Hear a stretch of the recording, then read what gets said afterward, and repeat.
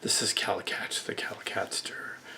This is the first episode in Roseville of a movie review. On the eve of last weekend, I went to see the Super Mario Galaxy movie. This is a quickie review. Some other people have already reviewed it. So, I won't steal their thunder. Although the Stone Gremlins guys, I don't know how they got footage from the trailer in there without getting immediately flagged by Illumination. But somehow they did. They got it in there. And also, I don't know how they could screw up filming at night with a video camera. And put a light in the car so that the phone doesn't go blurry. I thought it was pretty funny that if they were doing that on purpose. That's pretty funny. But if they weren't, then they were filming it like a modern TV show in the dark. The contrast of it being very colorful and outgoing and gregarious. You have to film a movie in the dark. If you're going to film into the dark, make sure there's a little light in front of your face so that the camera can focus. It was amusing during your Stone Gremlins review that they said, "Oh, it's totally in focus," and it immediately was not in focus the entire time.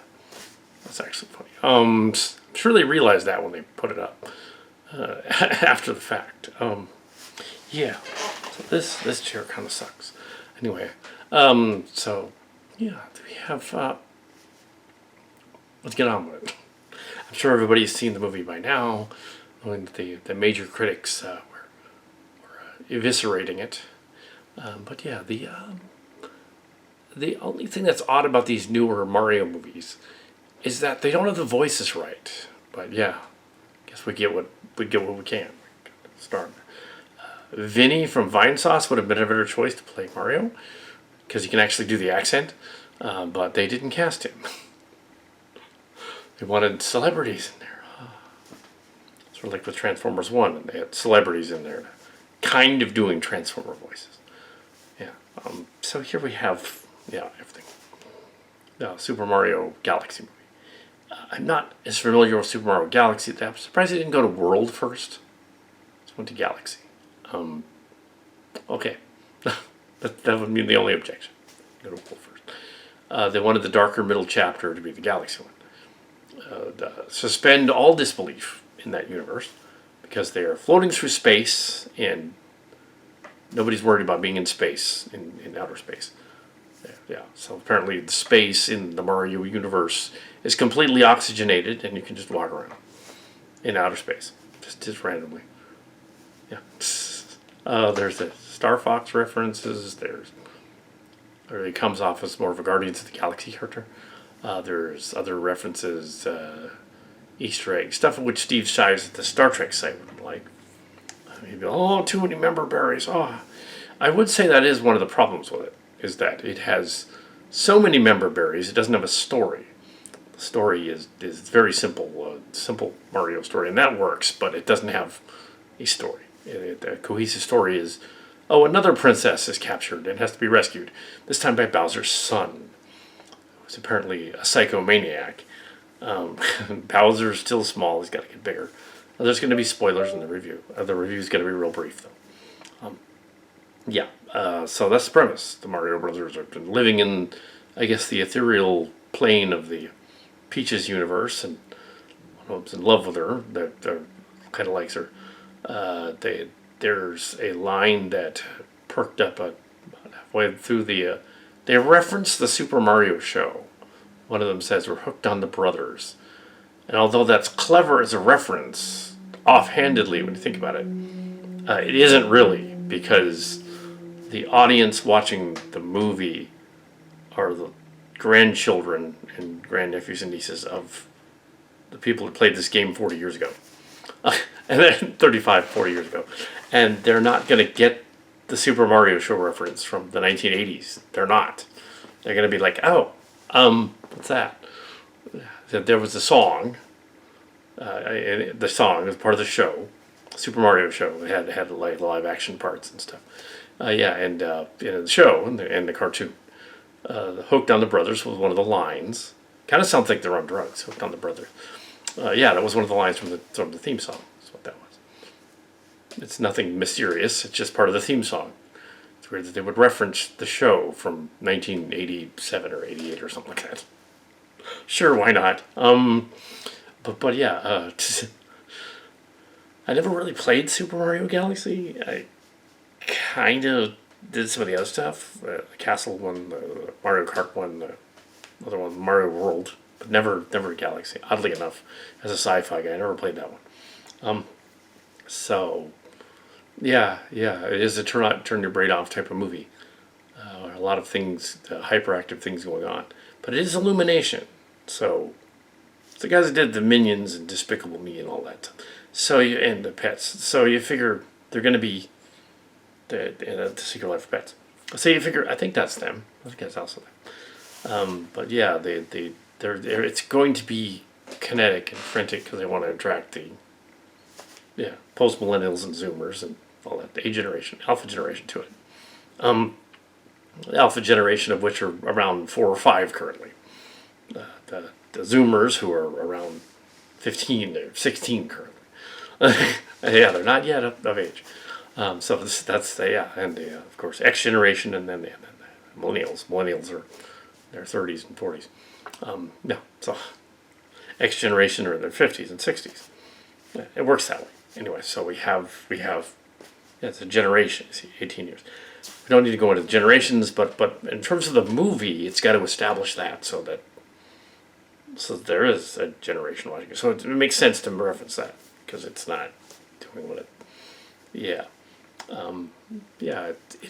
It's well, it is odd. Not that much of a plot, but then again, it's a Mario Brothers game movie. The premise TJ Omega pointed out in his review, or their other site said that it's a Mario. It's a video game where you rescue a princess and you're a plumber. It's basically the premise of the whole thing. So it's like, well, I mean, how much plot could there be? There's several things going on at the same time. Stone Gremlins pointed that out. That's kind of confusing. And yeah, so Mario Brothers. And this is not product placement for Hint, which they have up here. No, it's not. Yes. No. So, anyway. So, yeah, it's okay. It was fine. It was fine. Yeah. Doing great, but I don't criticize a science fiction fantasy movie based on it needing necessarily this kind of movie needing to be overanalyzed by the analyzing critics, because it is just a science fiction fantasy movie with plumber guys that eat mushrooms, and obviously was inspired by people that ate other kinds of mushrooms. It's fine. It's salvageable. It's fine. It's entertainment. It's 90 minutes to distract the kids, basically. Yes. Yeah, it was okay. Why not? I mean, it's not going to win any awards, except for maybe visuals and effects were a little better. There's apparently a couple of critics that really hated it and compared it to CGI. No, the animation didn't have any major issues, really. It was pretty colorful. So Stone Gremlins was going for the visual of having them in a car in the dark and they're all blurry through the whole thing, while also cutting immediately to these frantic trailer things. They succeeded. In the movie, that doesn't happen. Yeah. So I'm mainly commenting on someone else's review of the movie without commenting on my own review. It was a few days ago. Yeah. So, it was fine. Yeah. Watch it or not. Probably want to watch it in theaters. Yeah, because it's like a theater type of movie. If you have a nice big screen or something. Yeah. It's not as good as the first one. Yeah. It was entertaining enough, I guess. I mean, it's not 3 stars, but it suck. The lore is a little weird, overblown. But then again, so was the game apparently. So that's fine. yeah, so it's a little strange. Star Babies is a thing, so kind of sounds like something else. But yeah, I guess that's canon. Esmeralda or something like that. Yeah, it's not supposed to make sense. It is funny that the castle gets destroyed and have to rebuild it at the end. But they ripped that off from another Disney movie with the Encanto. They ripped that off from Encanto. The Encanto house gets destroyed and has to get rebuilt at the end. Yeah, they stole that. But yeah, super weapon on the planet thing. That was kind of fun. A little bit. The bad guy's a weapon. It doesn't make any. Yeah, and you're trying to. If the critics are trying to analyze why Bowser is nuts, and then he gets big again, and there's a T-Rex scene, including the T-Rex making the noise from Jurassic Park. You know, there's a T-Rex in it at one point. They have Yoshi. Some people are complaining that Yoshi appears in it, and the lore is different. Weren't the games all kind of different? They went to the more 3D ones later on. They're a little different. It's probably a multiverse. Kind of implied it. Anyway, so yeah, I guess that still works. It's a little off, but yeah, 2.5 stars.